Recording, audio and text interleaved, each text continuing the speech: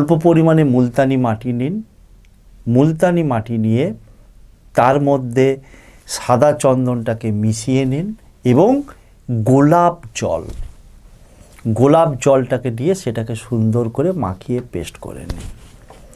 Paste করে নিয়ে আপনি শুক্রবার থেকেই শুরু করে আপনার যখন মনে হবে, যতবার মনে হবে, যত দিন মনে হবে, বাট রেজাল্ট কিন্তু আপনি প্রথম থেকেই পেতে শুরু করবেন। কি করবেন না, পুরুষ এবং নারী যেই এই ক্রিয়াটা করুক না কেন, ডান হাতের অনামিকা আঙুলে করে একটু ফোঁটা নেবেন।